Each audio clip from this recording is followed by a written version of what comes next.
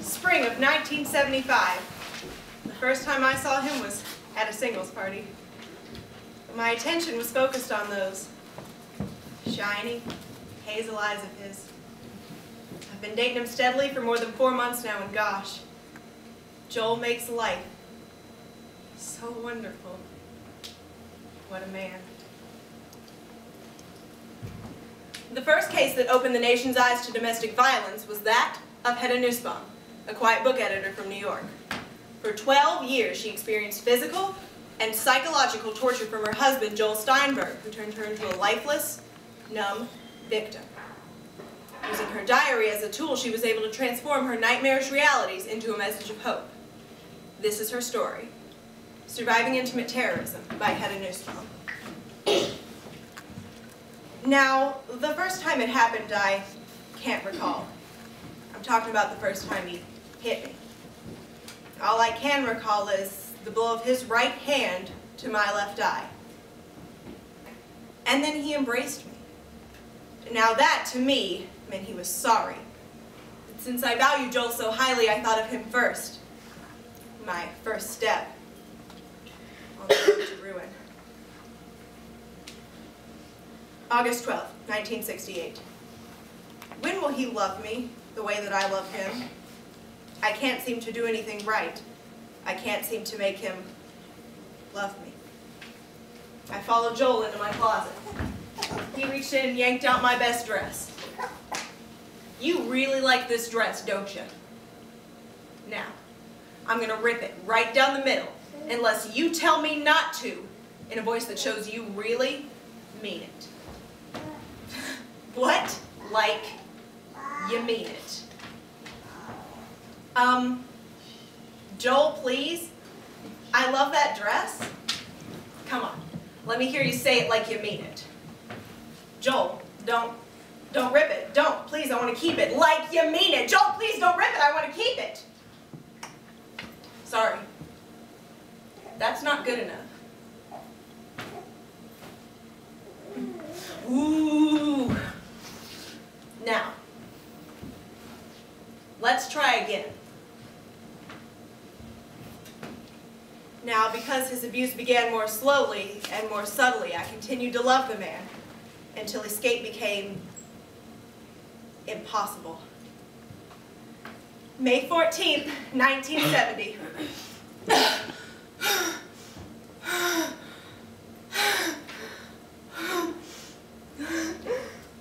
I'm a mom. Yes, I know it's true. Every woman thinks that their child is the best, but in this case, it's really true. We're going to name the baby Sophia, and I'll call her Sophie. Now, I needed a lot of comfort, and my baby became my source of solace and peace. And Joel, he adored Sophie, treated her wonderfully. August 7th, 1973. Nothing's working. I can't go on without Joel's love. It's hopeless. I'm hopeless. Joel repeatedly calls me 3 names: liar, whore, and pig. And one day he insisted I wear a sign that says, "I am a pig. Get down on the floor. Come on, like the pig you are."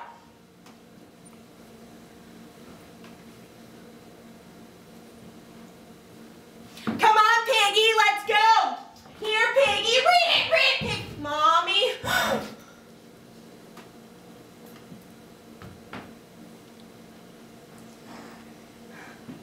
Did I want to leave Joel?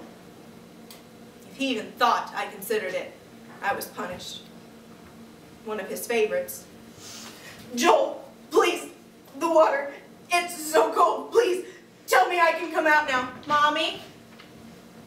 What are you doing? Mommy? Mommy, Daddy, Mommy needs to come out now.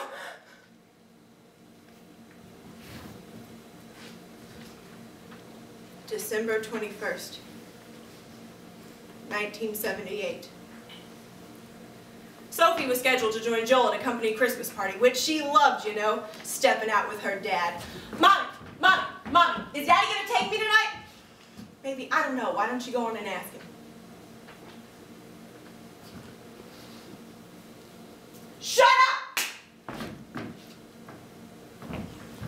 Joel!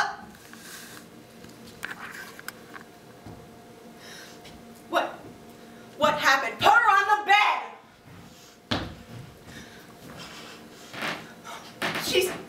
She's not waking up. I know she's not waking up. Call 911.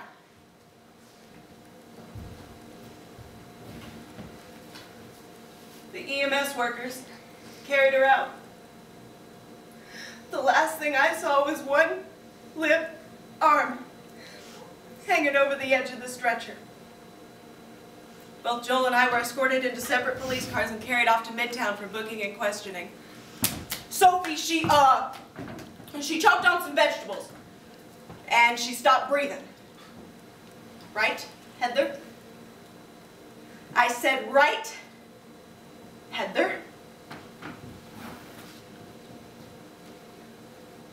You lousy, lying son of a... Look what you did to me. You humiliated me. You kept me prisoner. And you beat me. And you did that all in front of our child. You tortured her, you controlled her, you deprived her of a normal childhood. And she had to watch her life turn into what mine was, which was just beatings upon beatings. And then you hit her and you, oh no, let me go.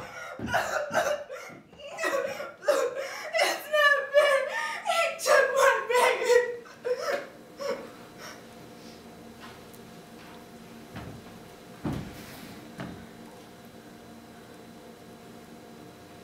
Joel Steinberg was sentenced to life in prison for first-degree manslaughter, child slaughter. And I was sentenced to life helping other women learn how to cope with surviving intimate terrorism. And that's why I'm writing this book.